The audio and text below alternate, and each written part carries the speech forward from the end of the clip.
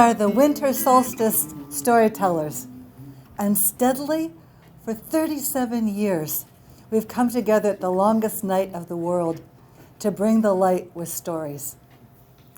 Now, winter acts like it's forever, and right now, the howling of war and violence is being met by people all over the world, rising up to bring back the sun.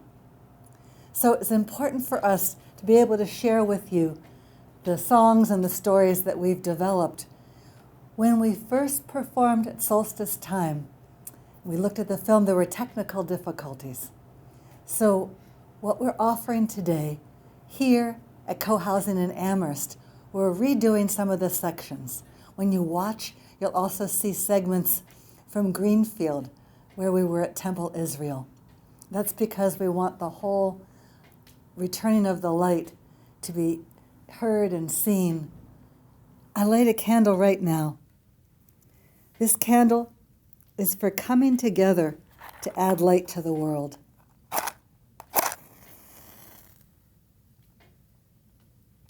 May stories and songs and hearts bring the light back. The Spirit is moving through the land, bringing light into darkness.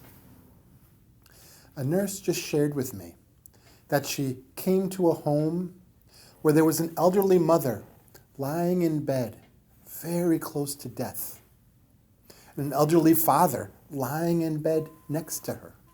He had been there for 2 days, and he stopped caring for himself. He had a colostomy bag. And there was an adult son in the home, and he'd given up on them. He tried, which looked like, "Dad, get out of bed. You can't just lie there." And his dad would yell back, "Leave me alone. Leave me alone." And the nurse entered into this home after 2 days of this. She just took a big breath. And she said, "This is not how we do things here." And she went right over to the window, opened up the drapes, said, "We have to let the sunlight in. How will she know where she's headed?" And you can't just lie there like that. You need your strength to help guide her on this journey. It'll take all of your love, all of your caring. And she came over to the bed, moved the big coffee table aside, and said, "Here, take my hand. Let me help you up." And he did. The Spirit is moving through the land, bringing light into darkness.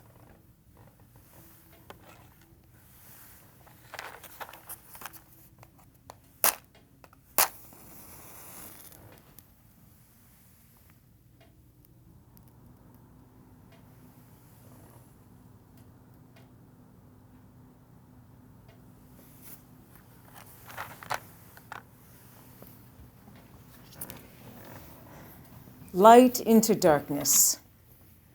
It's now March, and as we all know, the world has changed with Russia having invaded Ukraine. But even in those dark times, in these dark times, in moments like this, there are rays of light. There is a story of a Russian soldier who was captured by the Ukrainian army. And I can only imagine the things going through his mind as he thought about the stories that he had heard about his enemy. And I can only imagine how amazed and surprised he was when the Ukrainian soldiers gave him a piece of bread, a cup of tea, a blanket. And if that wasn't enough to stir up the light inside himself, then when they gave him a cell phone so he could call his family back home, that certainly did, because the tears came running down his face.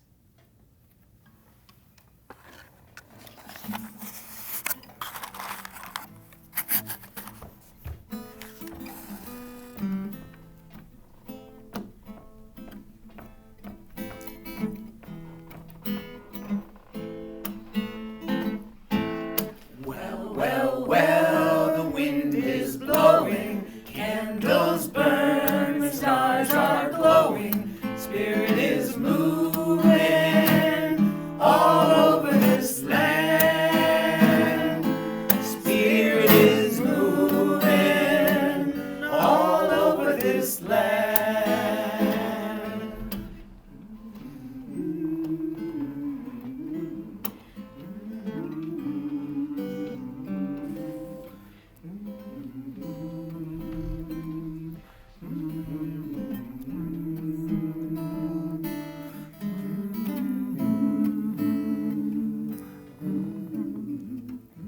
Let's go back and remember that this is Nunatak homeland. And if we travel to the west, to that long tidal river that's now called Connecticut, it was pronounced Quinnitakwa, or by some people, Quinecticook. So we go across the river, then we go to the Great Beaver Mountain, now called Sugarloaf. We come up north, and this is all Pecumtuck homeland.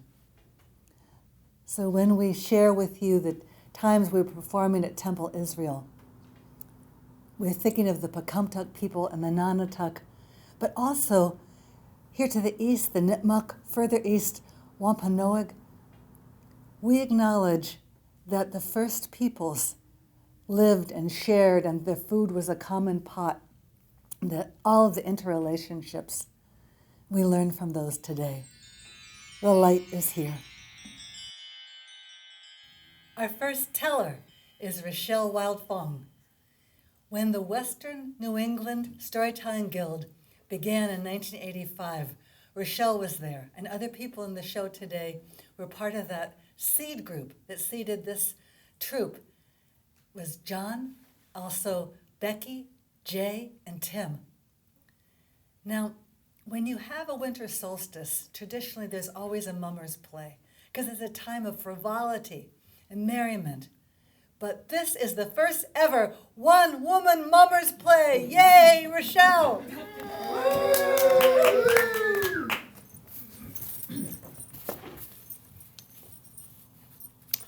I'm sweeping with a sweep, sweep here and a sweep, sweep there for the play, where we say, we'll act the youth, we'll act the age, we'll act what's never before been seen on stage.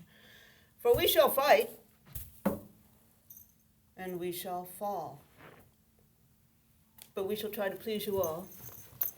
And if you don't believe what I say,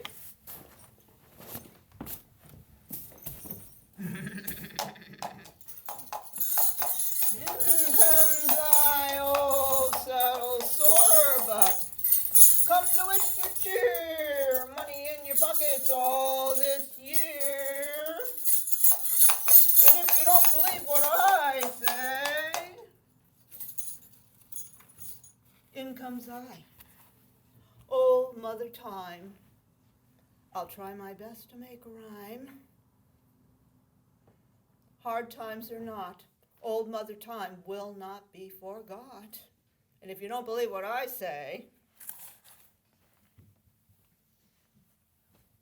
in comes I, old man Winter. I was young once. I think it was September. What is it now? December? No. Is it December? Yeah. No, it's not. No. Come on, no. Oh, where did the time go? Hey, what kind of animal is that? I'm a horse! The smartest north of the equator. I can add and subtract without a calculator. 2 plus 2. 2 minus 2. 438 times 99,999.9. Whoa, what's that cold chill up my spine?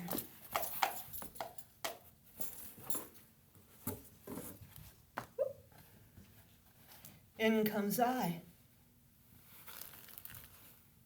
Madam Death. I am not proud. I've come to fit your son for a shroud. And how do you think you're going to do that, a game of chance, a game of cards. High card wins. Oh, I was never good at cards. I've got my lucky clover, and I know I've got it somewhere. Rusty, trusty rabbit's foot. Just remember who you're playing with. My card.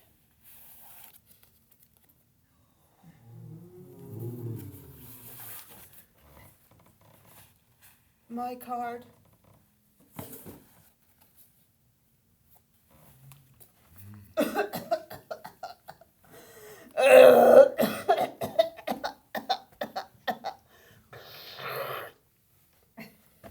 Horrible!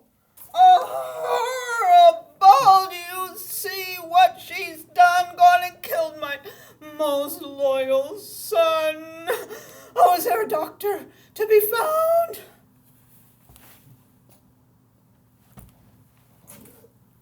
Yes. In comes I, Dr. Hornswoggle. Oh, doctor, what can you cure? Oh, I can cure the itch and the stitch and the rheum and the gout, and I can even grout, and I can cure the bone and the stone, and I can even cure the iPhone. Well, I don't know. Where have you been? Oh, well, you know, I've been up the hill and down the hill. I was over in the field.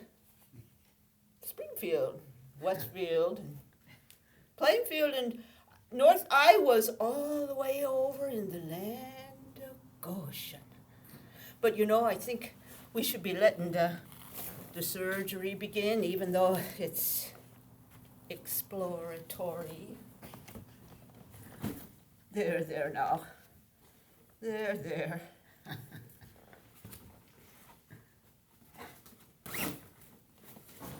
Oh, it's not looking good. No. But what's this? Oh. And this? And oh, saints preserve us.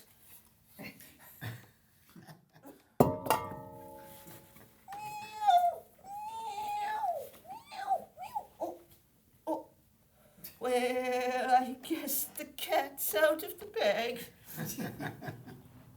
Oh, I don't know. I think I'd just be putting it back. But what's this? I think I'm getting to the heart of it now. A pulse? Is it a pulse? I feel.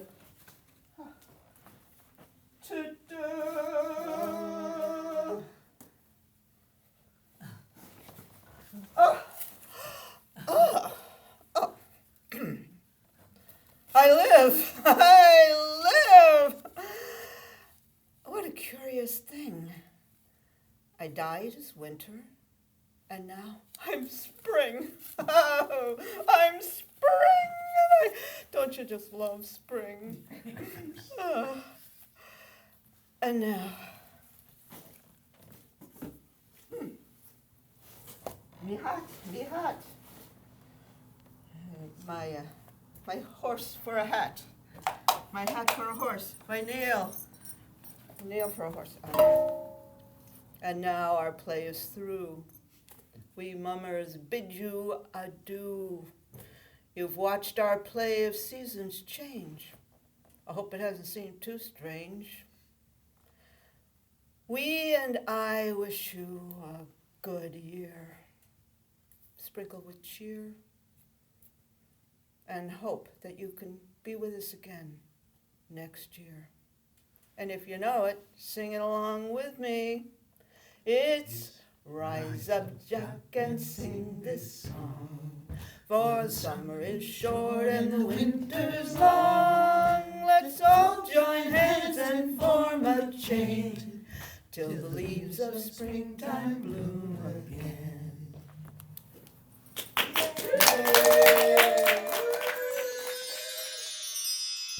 In comes I to introduce Sarah Pirtle and Christy Gressick, who are going to be singing Sarah's songs that written by Sarah. And the first one is Gardens of Peace. I dedicate this song to Dr. Paula Green from Leverett, but she's a citizen of the world. She led peace building in 30 countries, and she's been mourned all over the world. She knew how to bring people together. When she went to Bosnia, she helped Serbs and Croatian women talk with each other. So I wanted to honor her.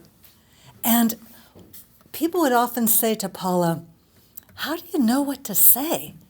You've brought together people in Rwanda, Israelis and Palestinians. How do you know your next step? She would just smile, but years later she told her colleague, Susie Bolici, here's what it's like for me. When there's a sense of something more should happen, I feel as if it's a door, and I open it and I go through. I want to welcome Christy.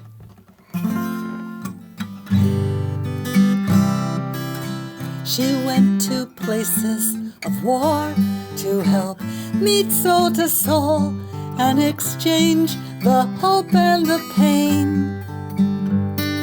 When I know your story and you know mine, something inside us can change. We can open a door to peace. Step up and walk through that door. Through the doubt, through the fear, let your heart draw you near to the place we become something more. Rwanda and Bosnia, Sudan, Senegal, her compassion and teaching spread far. Sri Lanka, Nepal, and right here at home, crossing divides she lives on. We can open a door to peace. Step up and walk through that door. Through the doubt, through the fear, let your heart draw you near to the place we become something more. When I lose hope and freeze in despair, I remember she kept going on. When I feel helpless at heartless attacks, again I raise up her song. We can open a door to peace. Step up and walk through that door. Through the doubt, through the fear, let your heart draw you near to the place we become something more. She grew gardens of peace that still are in reach, and the fruits we hold in our hands. We are not people of war, we carry peace evermore toward a world that our hearts have planned. We can open a door to peace. We can open a door to peace. Once more take her hand and more deeply understand how the ripples we start will increase. We can open a door to peace. We can open a door to peace.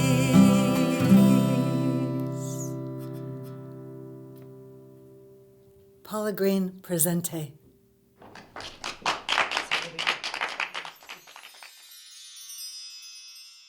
The Jews of Greenfield and the Jews of Amherst were as different as day and night. Well, up in Greenfield, we're simple folk. We're close to the earth. We plant greens in the springtime, enjoy blueberries at the height of summer, known to eat apples in our sukkah at the fall harvest festival, often from our own trees. But down in Amherst, where 9 out of 10 people are scholars at the university, it's no different with the Jewish community either. And this story, it's about one such scholar. His name? Baruch. It all began when Uncle Itchala called Baruch on one of those old-fashioned phones saying, Baruch, you'll never believe it. We finally have a rabbi here in Greenfield. And he's such a person. And you know what, Baruch? He has a library too. That's what got Baruch's attention. Because truth be told, his Talmud 101 class that met at 8 a.m. was not the bustle of ideas he had hoped it would be. The 3 sleepy sophomores, it wasn't one of the great, exciting classes on campus, like crop management. It was 1911 after all. And so he decided right then, before the new year, he was going to go and meet this new rabbi. Which here in the story means, of course, the end of the summer, because the new year is Rosh Hashanah. He said goodbye to his wife, his 3 daughters. They lived in a small one-room apartment in Amherst. He was adjunct after all. And he went on up to Greenfield. He walked up to the Connecticut River. He chose to go up Mount Sugarloaf and walk along the Becumtuck Ridge. He loved the high views. And when he came into Greenfield, he went right to that old church that had become a new synagogue. And he went right to the books. Oh, and he was impressed. Volumes of Talmud and Midrash, commentaries of the Torah, of the Bible by Rashi and Ibn Ezra. Nachmanides too, the venerable Nachmanides, who brought Kabbalah, Jewish mysticism to the people. And all the volumes of the Zohar and more. Moshe Cordovero, Yitzchak Luria, others that even Baruch had never heard of. Who is this rabbi? Well, he wanted to find out. He asked the shamash. He's the one who takes care of the space, saying, where is the rabbi? I want to meet him. And the shamash said, the Rebbe? The Rebbe's in the heavenly realms. Where else would the Rebbe be these days before Rosh Hashanah? Making sure that all the good deeds here from the good people of Greenfield are not forgotten. You know how crazy it can be up there this time of year? Well, Baruch, he had his pocket full of skepticism. Heavenly realms. Heavenly, you believe your rabbi, the Rebbe, is in the heavenly realms? Look right here. And he pulls down a volume of Talmud off the shelf, opens it up and says, here.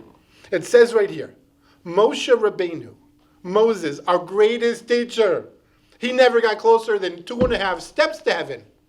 And you're saying your rabbi, the Rebbe, is there right now? The Shams says, well, where is he then? I don't know, and I don't care. But if there's one thing a scholar likes more than anything else, is to know something that other people don't know. So he cooked up a plan right then and there. He actually went to the rabbi's home, snuck in, and hid under the bed. He was going to wait and find out just what was happening here. It was after dark, and the rabbi came on in, and with a sigh, sat on the bed. Baruch, he could peer from underneath the bed. He saw the boots. His eyes went wide. Such boots he'd never seen. Why, the lower sole and the upper sole were like seamlessly one piece. And then he heard, as the rabbi began his prayers of repentance, Ay, ay, ay, ay, ay, ay. Ay, ay, ay. Ay, ay, ay, ay, ay, ay. Ay, ay, ay, ay, ay, ay. It was right then, Baruch, he began to quake like a fish, because he realized what he was doing. Here he was spying on the new rabbi in Greenfield on the very days of repentance. What was he thinking? But then he steeled his heart. He hardened his heart. He said, oh, I must do this. He's playing a trick. I know it. It's up to me. And he convinced himself, and then he stayed awake, because reciting all the verses of Talmud that he had memorized. And he stayed awake all that night, and then the rabbi got up early before first light. He went to the closet Baruch could see peering from under the bed. And he got on some thick canvas pants, a sturdy linen shirt. He put on a big hat that covered his face. And then length of rope he put around his shoulder, a hatchet in his belt, and off he went. Baruch followed. Where was he going? He went to what we call today Highland Park, which was then the town forest. And he began collecting wood. And he got the branches and with his hatchet, and he made a big pile. He tied it up with a rope, and then he heaved it onto his back. And then he walked back into town and went to where the simple homes were, beyond the fancy homes. And he went to a home on Federal Street. And he knocked on the door, and Baruch from a distance could hear an old woman answer. Who is it? It is I, Ivan, the wood chopper.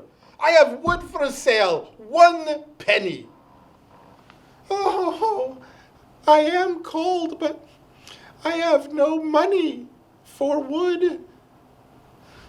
My dear woman, you believe in goodness, yes? I'll tell you what, the next time you earn a penny, you give it to the next wood chopper that comes. And then we'll be, how do they say it here in America? Even Steven. Oh, aren't you a kind man? But I don't have the strength to even get out of bed to light the fire. Do not worry. That comes included with the 1 penny. And with that, he entered the home, went right over to the wood-burning stove, filled it up with his wood, and he sparked a match. And as the flames started getting higher, he began his prayers of penitence again. Ay, ay, ay, ay, ay, ay. Ay, ay, ay. Ay, ay, ay, ay, ay, ay. Ay, ay, ay, ay, ay, ay. And when Baruch realized what was happening here, he couldn't help himself in excitement. He leapt up from under the window where he was hiding, and he joined in. Ay, ay, ay, ay, ay, ay, ay, ay, ay, ay, ay, ay, ay, ay. And together, they all sang, ay, ay, ay, ay, ay, ay, ay, ay, ay, ay, ay, ay, ay. It was on that day that Baruch, he became a student of the Greenfielder Rebbe, the first rabbi of Greenfield. And he loved him so much, he brought his whole family from Amherst up to Greenfield. In fact, he was able to buy a home. Well, it was a sugar shack, actually. He was adjunct after all. But that's another story. Instead, every year from then on, in those days before Rosh Hashanah, whenever anyone would ask, where's the Rebbe? Well, Baruch, he'd always be there to say, hi, the Rebbe. The Rebbe's in the heavenly realms, of course. And you know what? Maybe he's even higher.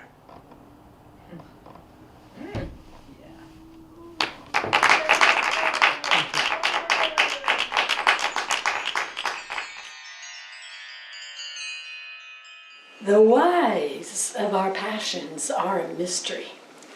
All I know is that when I was in high school, a speaker came to an assembly, and with her she brought footage of a handheld camera taking pictures of the deep earth furrows of the rich Russian-Ukrainian soil. When I saw those pictures, goosebumps appeared on my arms. And then when she whispered, so that the headmistress wouldn't hear, as she left, "You have to go and see it yourself. It's not like what they say." I felt like Cupid's arrow. It hit me right in the chest. For 3 days, I went around like dizzy and entranced, and I resolved that I was going to get to the Soviet Union. I learned the Cyrillic alphabet, a few key phrases, did as much reading as I could on Russian and cultural history, and then I worked 3 jobs one summer so that I was able, in the summer of 1967, to spend 7 weeks in the Soviet Union. And when I was there, I met people with whom we made pledges for international love. In that spirit, I named my sons Misha and Sasha. And 20 years later, when you heard over the airwaves, the evil empire, I made sure to make exchanges between people of the Soviet Union, primarily of the Eastern Ukrainian Poltavian region, but also Russia and Georgia, so the people meeting face to face could come to understand and know one another. So, what are some of the lessons that I picked up from those exchanges? One is that concept that we had of the Iron Curtain was a bit of a I mean, practically every Russian I met had a shortwave radio. So, in fact, their understanding of the world was much broader than the average American. And not only that, there was a huge trade in cassettes. So if you wanted to have the Stones, you had the Stones on your own personal. And there was a amazing, thriving trade in blue jeans. But the thing that surprised me most, perhaps, was learning how much the average Russian knew and understood about life in the USA compared to what an average American would know about life in Russia. For example, one time I was taking a ferry ride down the Volga River, and we stopped at a port, and I decided, I'm going to go there up a little cliff where there was a nice lookout. You could get a great view of the Volga. And when I went up to the top, up there are 3 guys who had decided this was too nice of a day to spend it at work, and they, pointing to their sailboat moored below, had decided just to take off and enjoy it.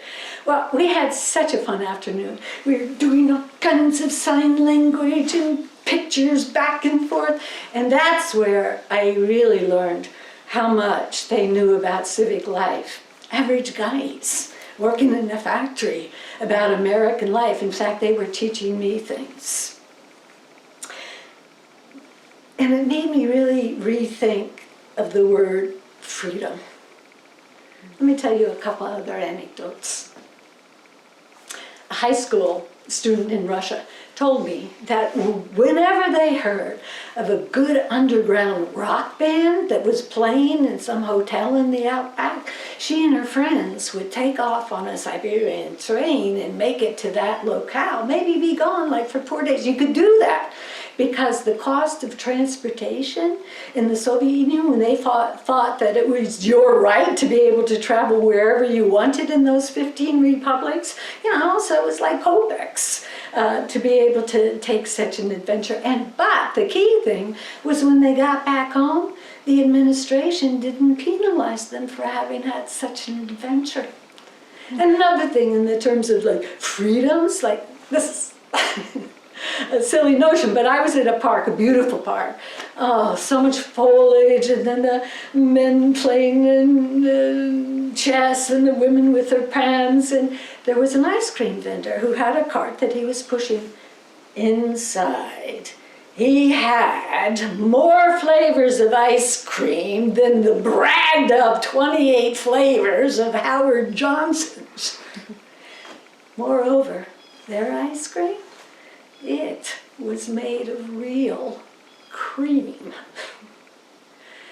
And they didn't have like go to the supermarket and buy a jar of borscht. No, everyone had their own homemade recipe, which was so unique. I remember one that had olives in it.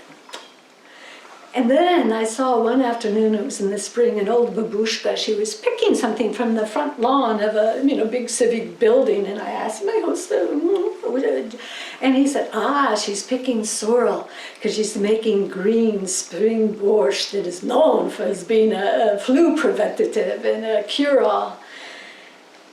Everybody in Russia loved the countryside. And to that end, the Soviets proclaimed that everyone, from a janitor to the highest ranking official in some factory, should have their own dasha. Little summer house, 1 or 2 rooms maybe only, but where they could go on the weekend or the summer to enjoy nature. You did not want to be in the subway on a Sunday afternoon because everyone was returning from their dashas, their arms filled with berries and mushrooms they had picked from the wild greens. And if you went into a galley kitchen of any person who was living in the city, on the shelves, you would see like jars and cans of canned goods from that produce that would get them through the winter then. I had a friend who took me to his dasha. He spent, before we went inside, maybe 45 minutes naming every wildflower that grew there and telling its stories and what its properties might be. He had so much love for them. The idea of a lawnmower would have been like a murderous weapon. Someplace in that same area, I was taken to this field. It was big and expansive and beautiful, and off in the distance I saw a grandfather holding his little one's hand, and they had a butterfly net in the other one as they enjoyed this beautiful day. But I remember there was no sound except for the most beautiful choruses of so many birds who were singing like in choir to the sounds of the river in the background. The Russians love their rivers. And all of them have a goddess or god that protects us over them. In fact, when I was visiting the town Mirgorod that Gogol is from, that became Greenfield's sister city, the city fathers there gave me a statue of the goddess of the river Kol that runs through Mirgorod. Russians are so generous with their givings and their gifts. I came home with like ancient spinning wheels. We know you like antiques, Bekki. And whenever you sat down for a meal, it was like a banquet laid out for a czar. I had to learn, too, whenever you went to someone's house, that when they were giving toasts or to a meeting, it was always toast to vodka, to mir and druzhba, peace and friendship. So I got kind of good at like tossing it over my shoulder so I wouldn't fall asleep in the car on the way home. Luckily, a lot of these meetings were held outside, better to cook the shashliki. On one trip, I was offered land as beautiful as that the grandfather walked through with a butterfly net to have for a summer camp for youth if I were able to raise the money to build cabins and a recreation hall. Well, I glanced around at the beautiful land. I saw a babushka in the distance. She was pulling water up from the well, and I resolved she would stay, and I said, yes, And we started working, raising the funds to have this wonderful place for retreat. And then the Soviet Union collapsed, and with it the houses of friendship and the offers of free land. Afterwards, I continued welcoming guests from Ukraine and helped teach them ways in which to navigate a capitalist society by explaining what an insurance company is. And I met some great people on that exchange. I remember there was one mayor who came from a town called Uzhgorod that's in the western part of Ukraine.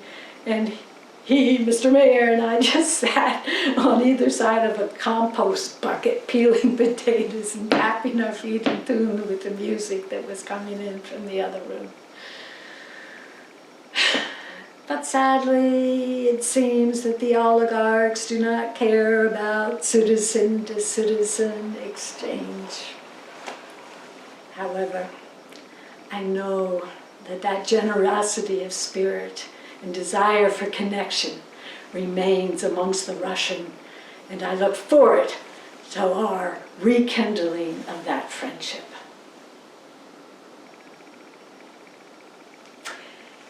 Gogol wrote something that explains again the way I experienced it, the generosity of the Ukrainian people. He has a book called Stories from Mirgorod, the same place where that goddess statue is from. And this is what he writes. When you come to a visit to Mirgorod, we'll give you melons, the likes of which you have never tasted. And you'll find no better honey in any other village. Why, when we bring in the honeycomb, the scent, it fills the room. You can't imagine it. Our honey, it's as pure as the Tsarina's tears or the clear crystal of her earrings. And the pies? What pies? My old ladies will feed you. If you only knew they were all sugar, pure sugar, and the butter it brims on your lips when you bite into them, wizards, these ladies are. Did you ever drink kvass, made from pears and blackthorn berries, or vodka infused with raisins and plums? Have you eaten frumenty with milk? My friends, what glorious flavors there are in the world. And once you start eating, you can hardly stop. Ah, sweet nectar of life. You know, you'll just have to come and visit and see us soon, and we'll feed you such treats that you will tell the whole world.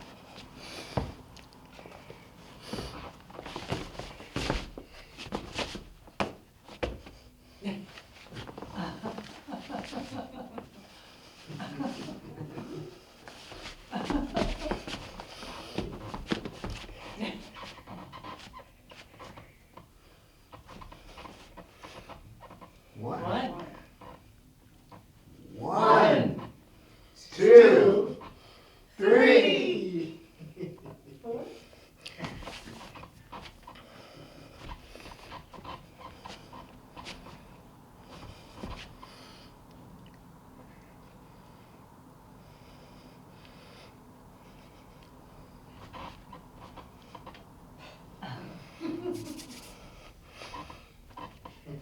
One. One, two, three.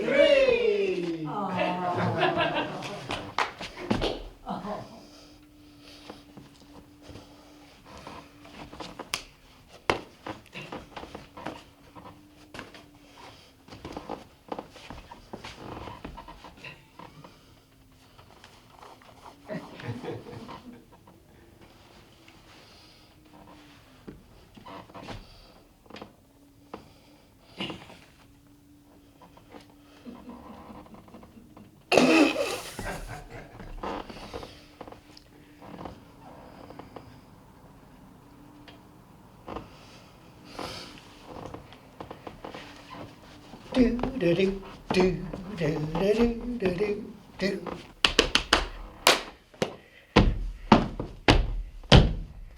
Let the stormy clouds chase all the sun from the place.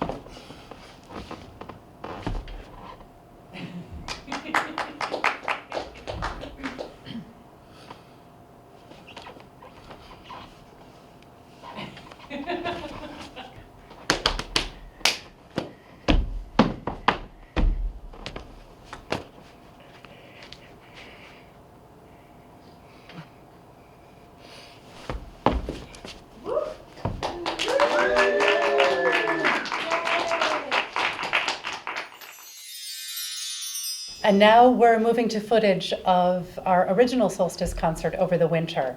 In it, I tell a story that I wrote. At that darkest time of the year, we often think about people who have meant so much to us throughout the seasons. And my grandfather, a teller of tales and jokes, was the inspiration for this story. It was published in Inside Pennsylvania magazine a few years ago. And it's called Zucchini Summer. And isn't it sweet to remember loved ones and summer any time of the year? Grandpa and I are going up to the back cornfield. We might get to see Big Bear, the biggest, meanest bear there ever was. Is he in there? Well, no, I don't rightly know. Wouldn't surprise me at all. He mostly likes cornfields best. You know what to do if you meet Big Bear, don't you? Tell me. Well, when he comes running at you with his mouth wide open to eat you up, well, you just reach your arm in there and feel around till you find his tail. Then you grab a hold of it and you pull so hard that you turn him inside out, and then he's facing the other direction. Well, he's running away from you. Isn't that right? Yes. How old are you again? 7. When I was your age, I was 9. Tell me a story from then, from when you were a kid. All right. I believe I shall. Now, when I was a boy, living on the farm near Snydertown, we must have been poor, but we sure didn't know it. We always had more than enough to eat. Well, it seemed like everything that we planted in that good Pennsylvania soil just grew like ridiculous. Like one summer, when I was knee-high to a grasshopper, my father planted a zucchini squash that grew and grew until it was bigger than the barn. Now, in August, at harvest time, we didn't bring in field hands for that zucchini squash. No, sir. We brought in a team of coal miners. They lit their headlamps and broke through the blossom and excavated with picks and shovels. They pulled out wheelbarrows and carts full of squash. It took a right long time, and oh boy, were we ever busy. We dried zucchini, we pickled zucchini, we made zucchini chow-chow. We ate zucchini cake, zucchini pie, zucchini fritters. Well, we set seeds big as sheep out in the sun to dry to save for winter sleds and for shingling the barn. We paid those coal miners in zucchini. We used zucchini for horse feed, pig feed, chicken feed, and to feed the cows till the milk ran green. We stuffed zucchini in sausage casings and we smoked slabs of it like bacon. Yes, sir. We had squash and plenty, all right. Felt like we might be made out of squash ourselves. Now, when those miners were done, all that was left of that squash was the smooth green shell. Now, it was tough like leather. We were thinking we might tan it for shoes. But this rich fella out from Shamokin, he drove by in his shiny black Ford and he bought it on the spot. Well, he had so much money that he baled it like hay and kept it in his barn because it wouldn't all fit in the bank. But when that rich fella got some other fellas out in the field, and the next thing we knew, they fixed a basket to that zucchini and made themselves a hot air balloon.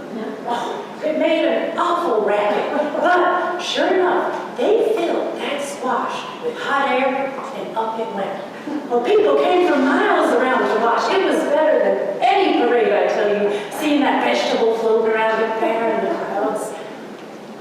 Then it started losing altitude. It dropped down until it was close enough for us to figure what was going on. You see, all that hot air cooked up the squash from the inside out until the soft and green shell just couldn't hold air any longer.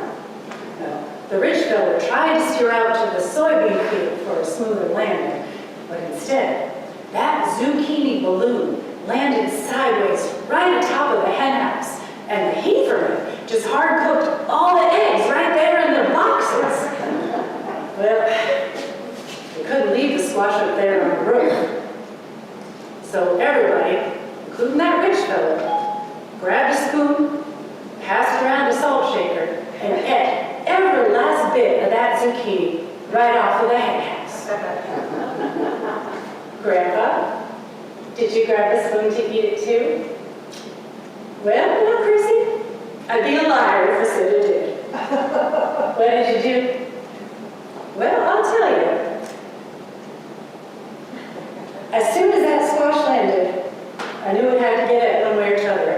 So I ran lickety-split in the other direction, straight to the cornfield to hide. The cornfield! Grandpa, weren't you afraid of Big Bear? Well, the truth is, I didn't give a whistle about Big Bear just then. He could have come and ate me up and welcome to it, I reckon, just so long as I did not have to eat one more speck of that gigantic zucchini squash.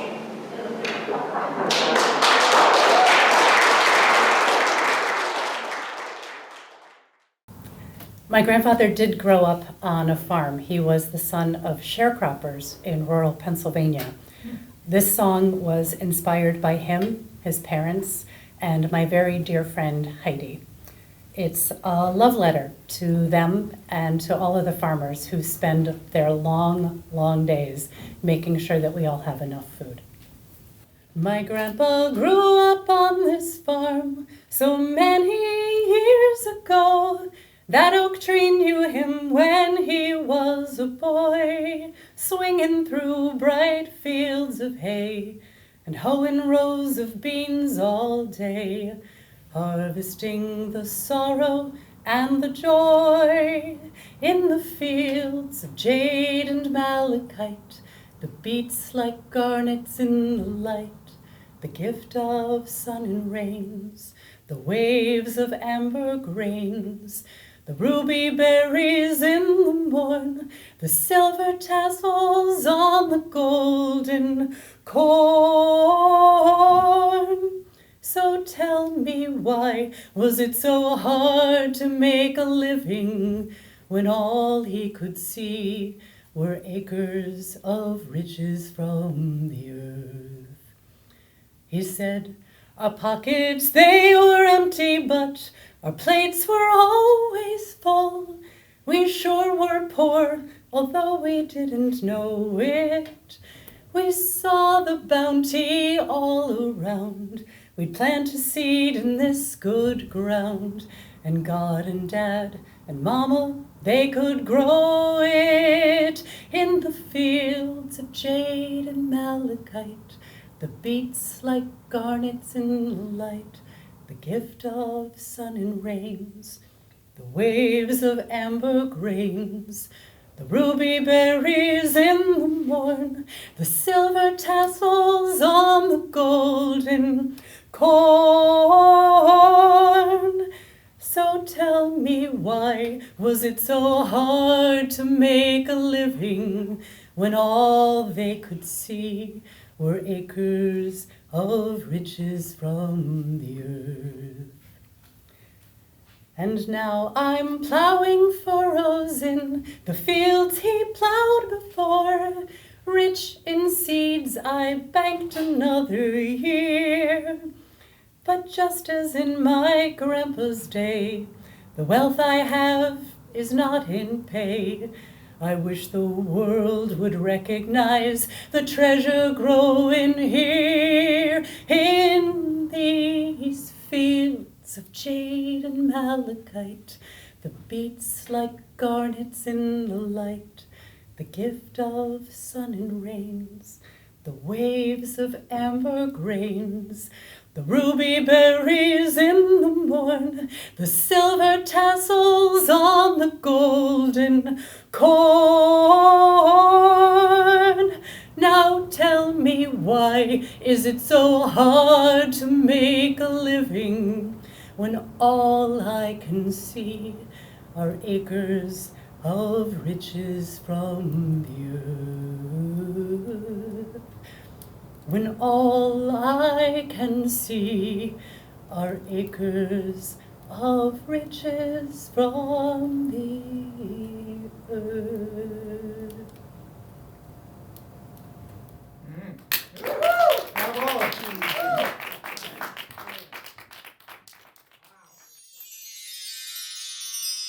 So, tonight I want to play a game with you.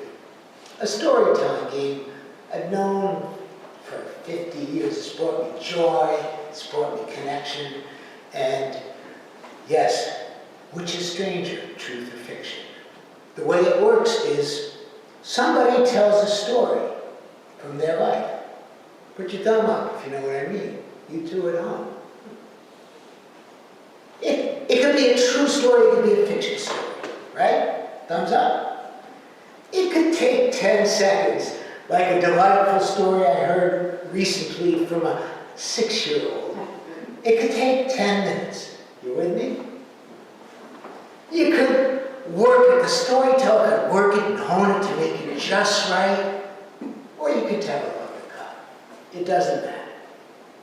When the story's over, everyone takes their thumb like that. Go ahead. Put it in the house. We'll count together. 1, 2, 3. You throw up your thumb if you think that was a true story.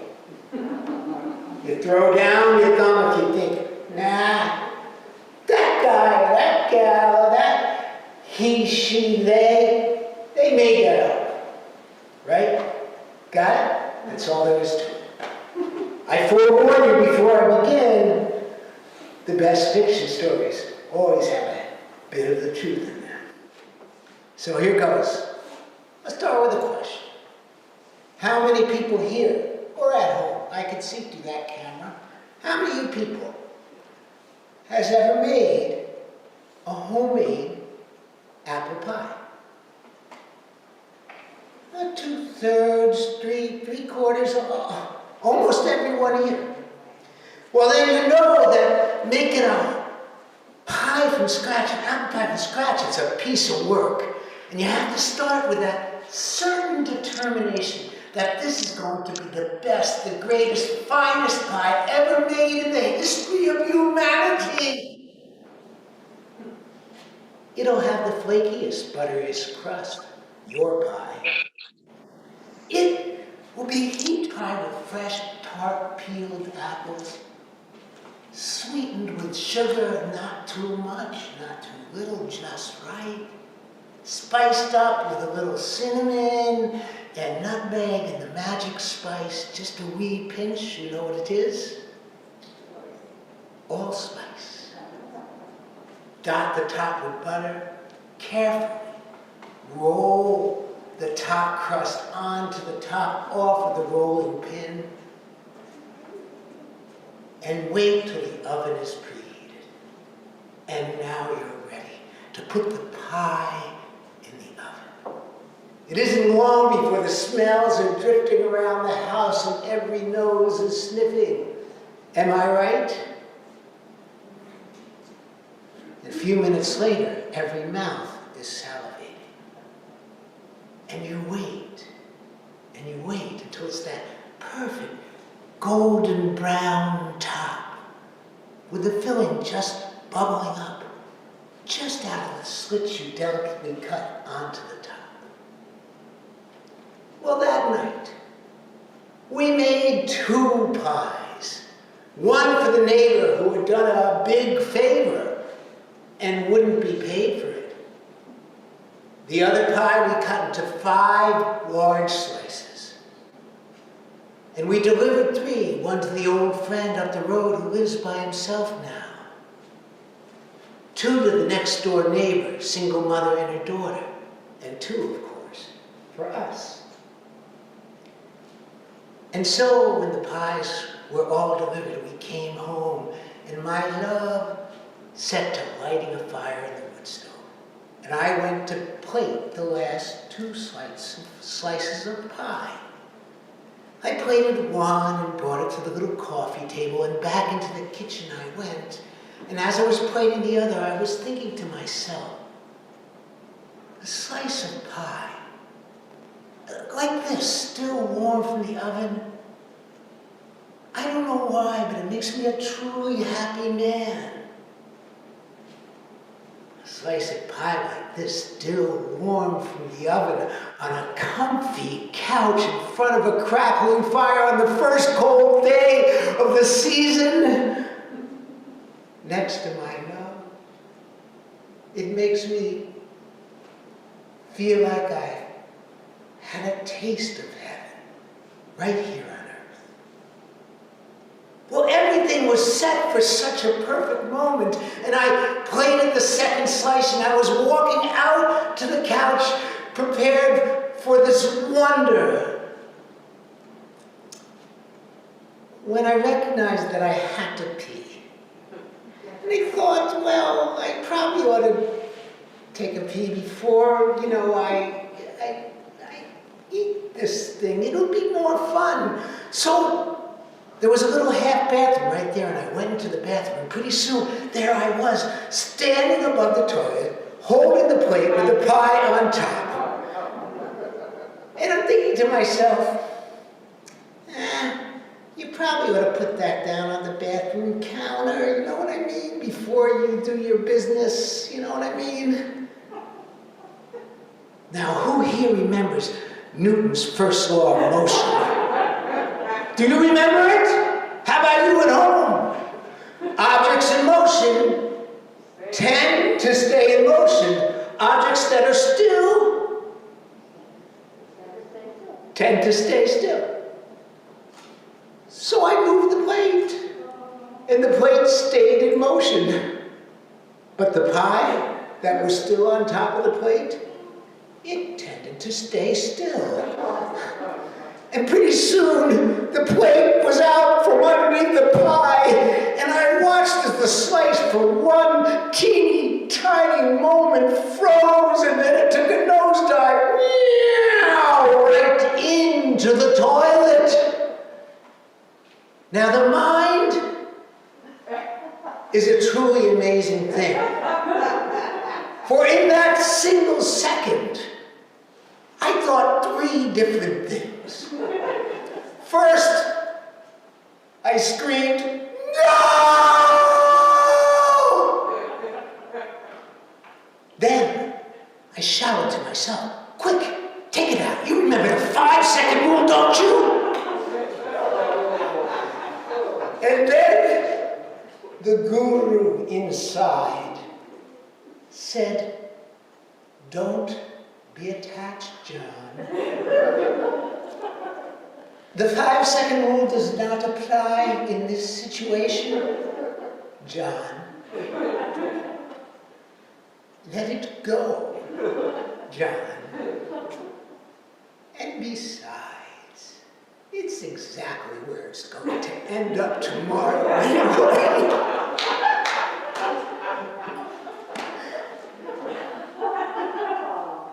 So, I cleaned up the mess, and I washed my hands twice. And soon I was out on the couch in front of the fire, sharing the one piece of apple pie, though a little small, delicious. And as we sat there eating together, I heard myself saying to my sweetheart, you know,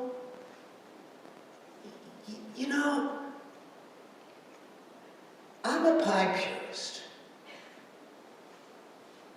There's nothing for me like a slice of apple pie warm out of the ice cream. No ice cream for me.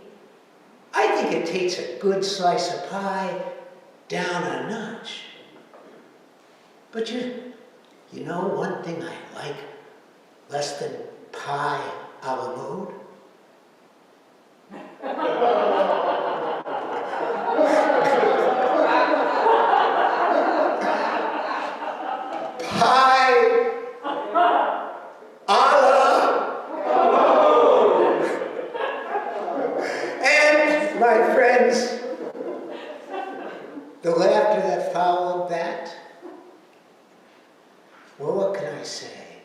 if there was ever such a thing as heaven on earth, the laughter that followed was a slice of heaven. And that's my story. Thumbs up. Thumbs in the house.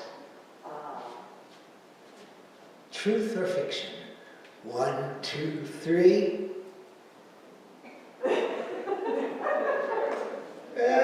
We're about 3/4 true. That story was 100% true.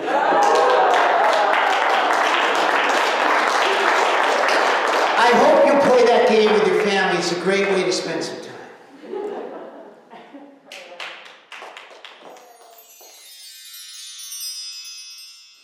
Every day, I sit in my rocking chair and look out the window toward the west, and I watch the sunset. It comforts me to know that every day the sun comes up, goes across the sky, and then goes down, no matter what. This is a poem by Mary Oliver, The Buddha's Last Words. I'm going to say it to you once, and then I'm going to say it again, like a chant.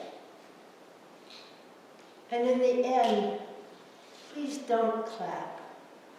Just sit and let it in.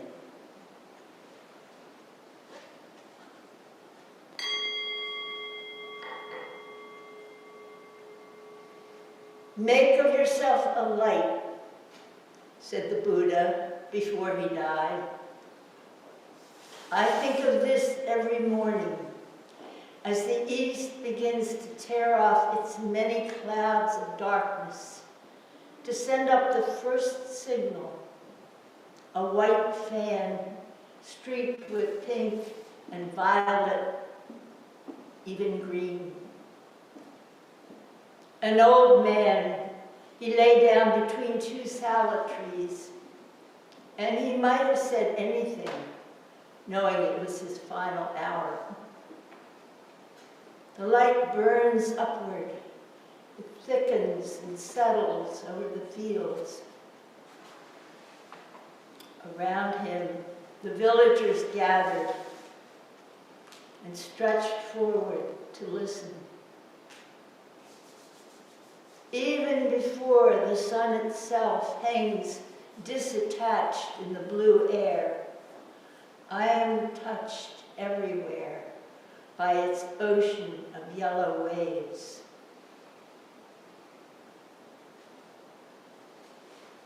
No doubt he thought of everything that had happened in his difficult life. And then I feel the sun itself as it blazes over the hills like a million flowers on fire. Clearly, I'm not needed, yet I feel myself turning into something of inestimable value. Slowly, beneath the branches, he lifted his head. He looked into the faces of that wondering crowd.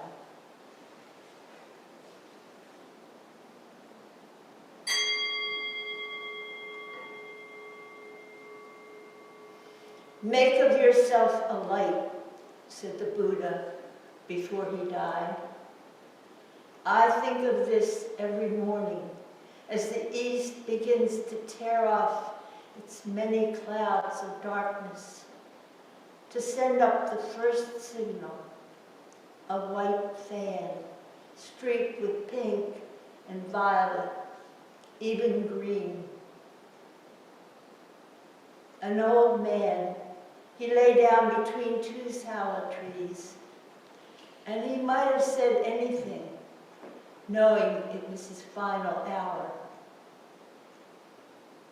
The light burns upward. It thickens and settles over the fields. Around him, the villagers gather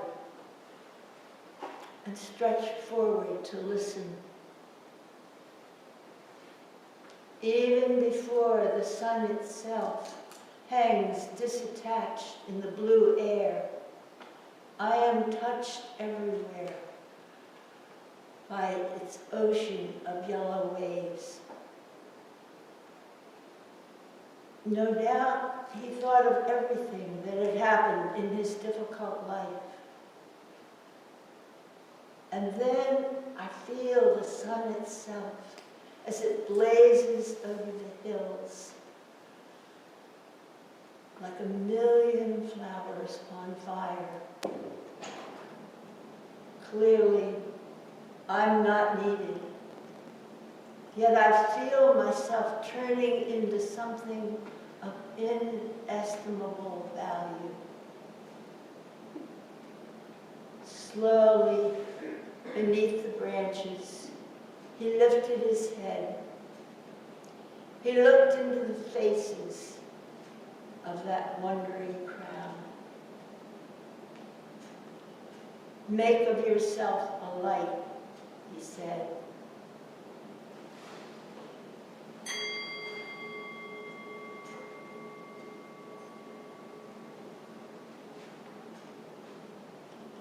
Thank you.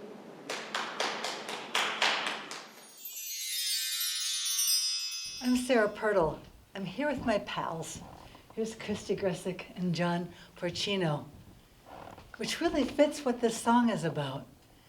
When I was a teenager, I started to figure out that your family didn't only have to mean your biological family, and I kept trying to search for words to describe it.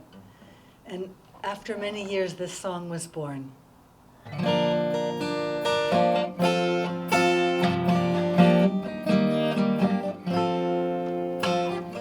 Pass around the table these mismatched plates. Ladle up the soup and look in every face. My son is here, friends are here, sure we all are kin. When the rest of us laid eyes, a family of choice could begin. Family of choice, family of heart. Inside these open arms there's a fresh start. Family of conscience, it can be told. A family that harbors you is a family of gold. Family of choice, family of heart.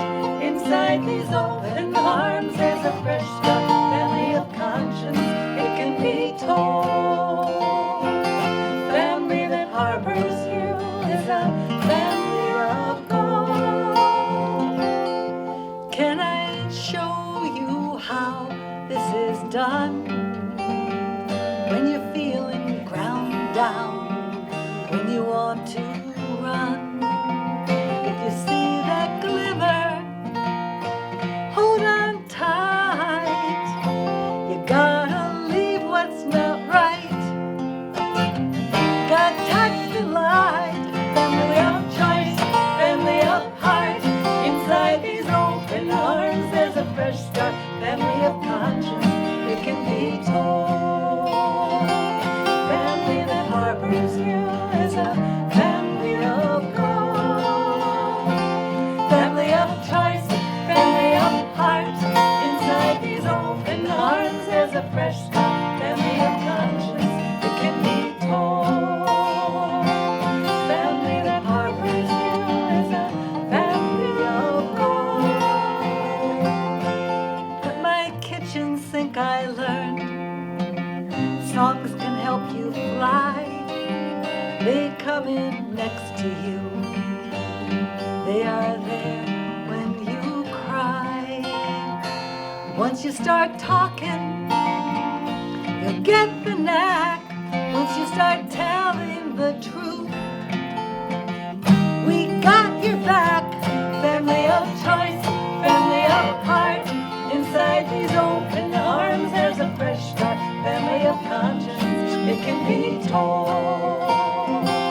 Family that harbors you is a family of gold. Family of choice, family of heart.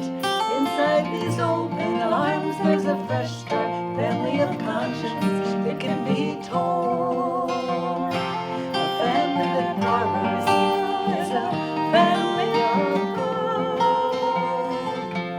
And a friend is stronger than trouble. A friend is stronger than trouble. May you find a family of gold.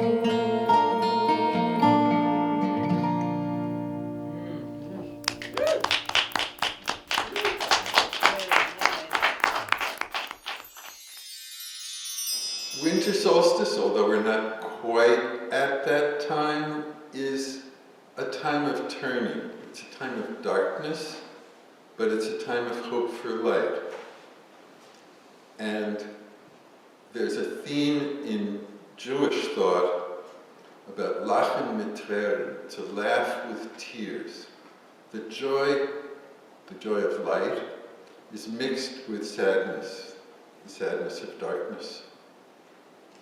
So, this is something that happens in connection with Jewish weddings.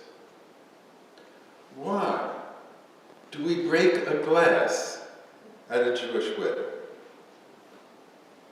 It's to remind us that even in the moment of our joy, can't do this the way Rob did, even at the moment of our greatest joy, we must be aware of the sadness and brokenness that exists in our world, and that we are called upon to heal it. So, as Badchen, as the wedding singer, what do I say to the bride and groom? Bride and groom, relatives and friends, listen to what the Badchen has to say today. Today is a day of joy without end. But the fiddle is trembling, and the flute sobs away. Here sits the bride, beautiful as the day, and here's the fiddle. What's it got to say?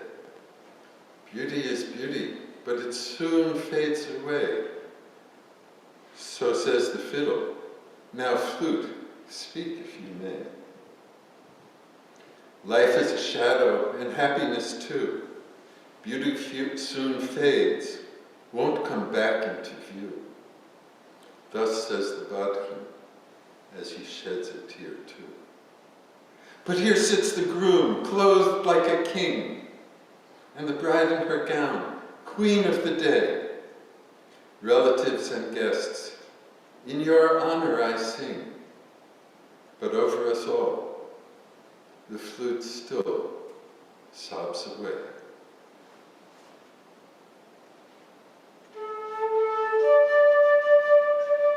Chossen Kalle, mechetonem und freit, hält was es darschend der Badchenheit. Oi, heint ist der Tag von Glück und von Freude. Oi, es zittert der Fiedel und es klippet die Flöte. Oi, es zittert der Fiedel und es klippet die Flöte.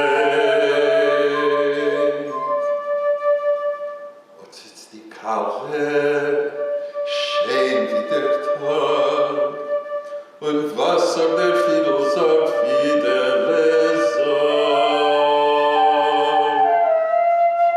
Weil die Schönheit ist schön, nur die Schönheit vergeht. Weil so sagt der Fiedel, nur was sagt die Flöte. Weil so sagt der Fiedel, nur was sagt die Flöte. A Schatten das Leben, a Schatten das Glück. Die Schönheit vergeht und sich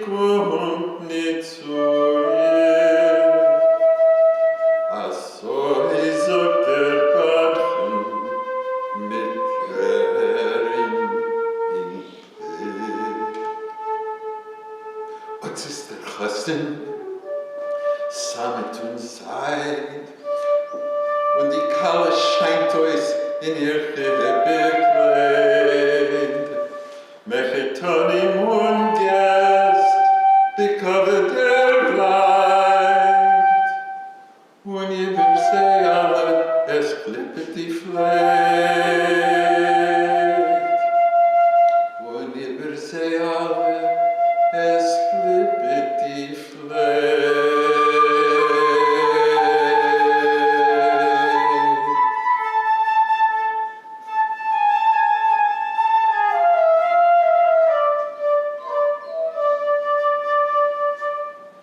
Mit der Kalle, Kalle tanzen, nein, ja, ja, ja, ja, ja, ja.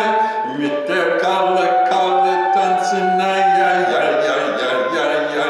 Mit der Kalle, Kalle tanzen, ai, ja, ja, ja, ja, ja, ja. Mit der Kalle, Kalle tanzen, ai, ja, ja, ja, ja, ja, ja.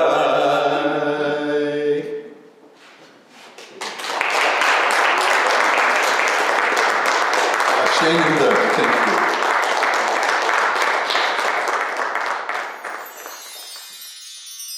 Hello, my name is Rona Leventhal, and the story I'm going to share with you today, I first heard from storyteller Jackson Gilman, but it is written by Bob Stromberg, and he has graciously given me and many others permission to tell this story.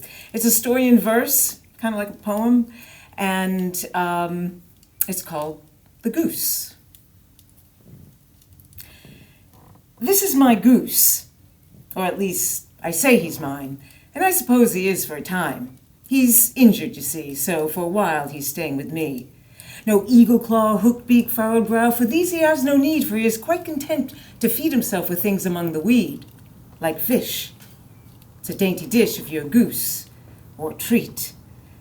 That is not to say, however, and it is wrong to think that he is weak and not strong, like the eagle.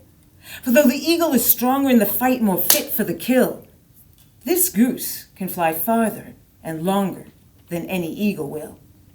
Oh, I've heard much lofty talk about eagles, falcons, and hawks, and it's not my desire, nor would I conspire to bring those big birds down. Who would dare? For when I see him flying so high up there, sometimes but a solitary dot, I can but gaze and wonder and mutter, my gosh, look at that. But, as I've implied, whether in the trees or in the skies, eagles, falcons, and hawks are almost always alone, or at most in twos. And that's what separates those birds from this goose. Now, I suppose those in Iowa or Nebraska know it best, because the sky is bigger if you live in the West. But even as a lass nestled in the Alleghenies, I look forward every fall to seeing as many as 1,000 geese arrowing into view over ember elm and white birch, and maple too. One day, lying alone on the lawn on my grass, hearing only the sound of the quack of some far-off track, I saw some 5,000 feet high or more, something to which this day I have never seen before. The head goose, the leader of the V, suddenly veered out, leaving a vacancy, which was quickly filled by the bird behind. The former leader flew alongside the formation, growing wide, and he found himself a spot in the back of the line. They never missed a beat. I was on my feet, gaping mouth, gazing south, wondering what on earth I had seen. And when I told my friends, they said, "So?" I said, "So, have you ever seen anything like that before? Susan, Jay, Paul?" They said, "No, but don't be a bore. Let's go to the park and play ball." So I did. Played a lot of ball when I was a kid. And that was that. And now I'm an adult. And I'm very busy. I suppose that's part of being grown, but the point is I seldom have time alone, not least lying on my back looking for geese. Or if I see one, it's usually by luck, or I think it's a goose, but it's really a duck. Or I might catch a glimpse if I'm stuck in traffic. And that's why I'm thankful to the National Geographic. Because they told me what I tell you now, and if you don't believe what I say is true, you can go look it up. For what I witnessed that day and as a child has been going on with these geese in the wild since the very first autumn. You see, their bodies are streamlined, their necks like a spear, slicing the wind, breaking the air. From the ground, it's impossible to see, but those wings aren't just flapping randomly. When the head goose grabs the wind, air is displaced, which then rushes up to reclaim the space, only to see the smiling face of the bird behind, whose wings just happen to be in the downward position. For a dangerous condition which doesn't last long because the upward rush gives them a push, and they're back to where they belong. That goose then grabs the wind again, which pushes the bird behind, and so it goes on down the line. So the head goose shields the wind, and all the rest are carried by him, in varying degrees, of course, from the front, which is worst, to the back, which is best, with very little effort, or so I'm told, on the part of any one bird. Because when the head goose has had enough, he or she simply drops back and depends on others for strength, when strength is what is lacked. So that is how I found out how the geese can fly from way up north to way down south and back again, but they can't do it alone, you see. It's something they must do in community. Listen, these days it's popular notion and people swell with pride and emotion when they see themselves on the eagle side, solitary, self-sufficient, and strong. But we are what we are. That's something we can't choose. And though many would like to be seen as the eagle, I think we're made more like the goose. Beautiful.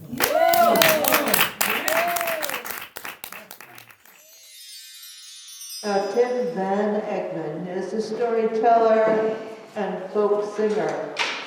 And he's been performing over 35 years all over the place.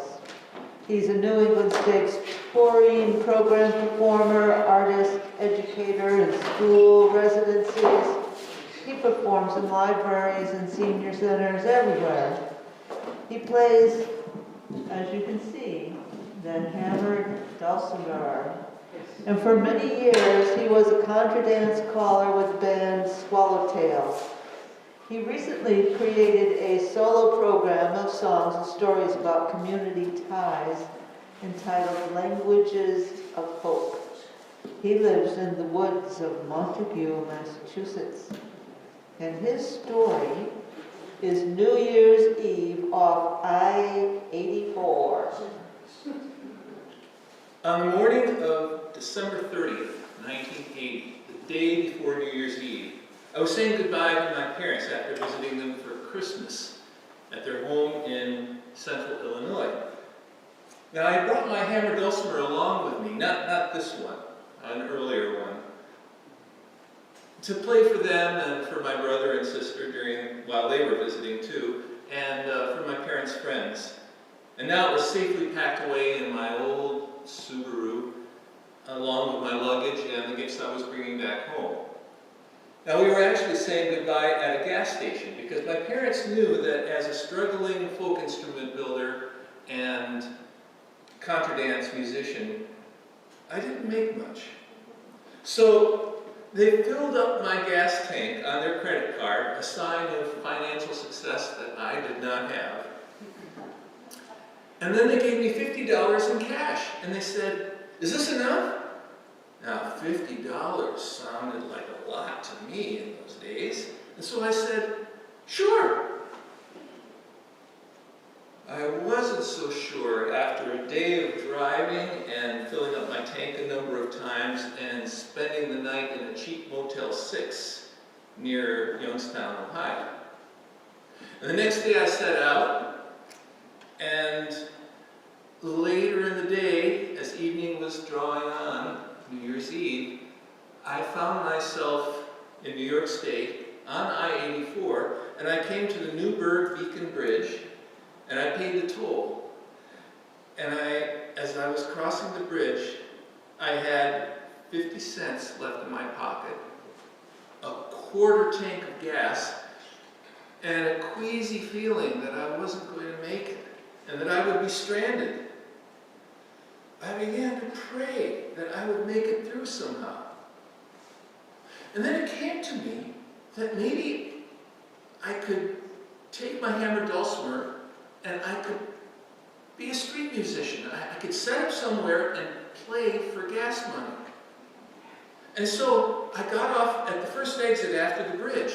And the first place I tried was a restaurant that was so busy it had a line of people out in the January cold waiting for their turn to come in for New Year's Eve dinner.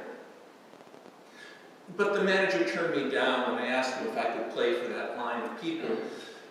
But I had better luck at the next place I tried. I went to a Grand Union supermarket at a shopping plaza nearby, and the manager kind of laughed a little. He said, sure, you can set up outside the entrance if you want. So I set up my hammered dulcimer and put the instrument case in front of it, and I hand wrote a sign that said, for gas money for the trip home to Massachusetts, thank you, Happy New Year. And then I put that in my instrument case along with my few coins as seed money. Now, my fingers were getting really cold as I played, and I was getting a few coins, but more than that, from people going in and out of the store, I was getting strange looks.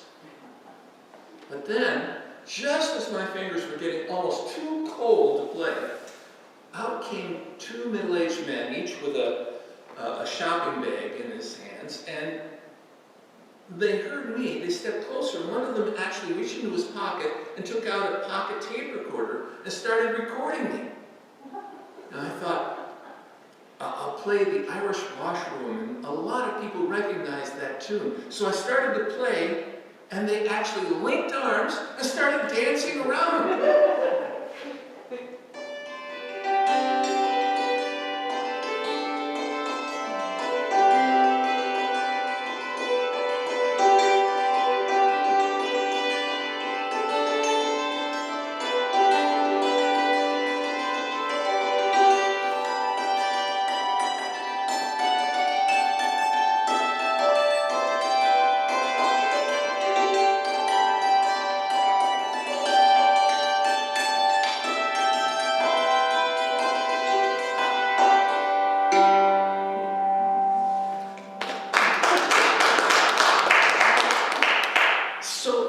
Came up to me after I finished the tune and said, listen, we're going to a house party where they would love your music.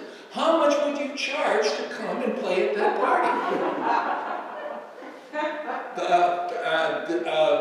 Well, I couldn't stay long, but how about $10 worth of gas for an hour of playing? Now, I wasn't a very experienced businessman.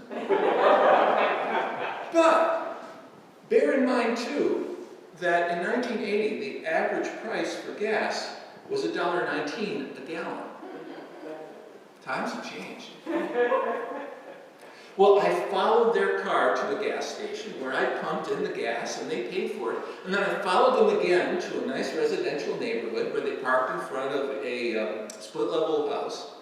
And they came up to the door and rang the doorbell, and the woman of the house opened the door and greeted them with a big hug and a kiss. And then I came in after them, and she gave me a big hug and a kiss. And then I followed the guys who brought me there downstairs into the recreation room that was full of guests. And the host greeted us from behind the bar with a genuine Irish brogue. And now I had a better idea why these guys thought that I might be a big hit here. So I set up my dulcimer on a coffee table and sat on the sofa next to it to get ready to play while these two guys were excitedly telling the other people there in the recreation room that how they had seen me playing for coins outside the Grand Union and had hired me to come over to play for the party. I started to play, but it was hard because people were so friendly. Are you a vegetarian? I saw you didn't take any meat from the hors d'oeuvres. My son's a vegetarian too. It felt warm and welcoming, but I wanted to not get on the road too late. I wanted to give people a good hour of music before I left. So I did play, and I had to keep my eyes on my instrument to see where I was. When I felt that I had played long enough, I started to pack up, and it was then that I noticed that somebody had put a drinking glass on the table next to the dulcimer, and people had put tips in it. And when I counted it out, not there, later, it was more than $20. It felt like a miracle. So I said my thanks and my goodbyes, and I got into my car, and I drove on. And it was a little before midnight and the new year when I finally arrived home in western Massachusetts, to the house in Haydenville, near Northampton. And I went in and joined my housemates and their New Year's Eve guests and talked with them for a while. And then I went into my bedroom and into my own wonderful bed. I felt amazed and blessed that I had made it through and made it home with the help of music and the kindness of people that I had met in my detour off I-84. And I felt a new faith and a hope in what good is possible in the world. And that made it already a very happy New Year.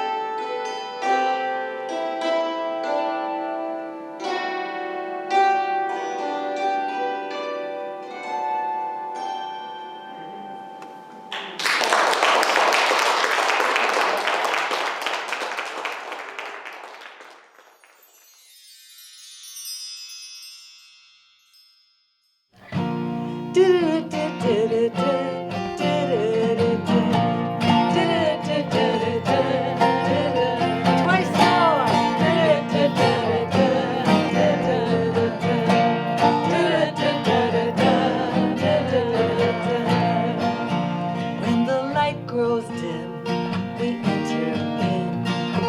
Time for a new beginning. When the daylight fades, we carry the flame.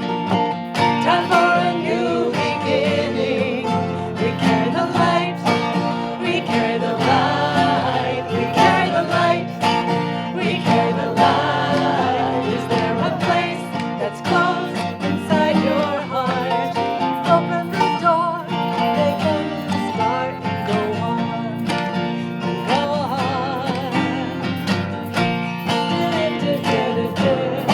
Once more.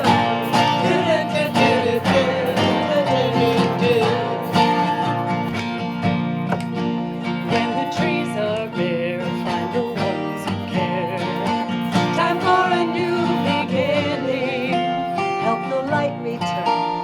Let your heart burn. Time for a new beginning. We carry the light.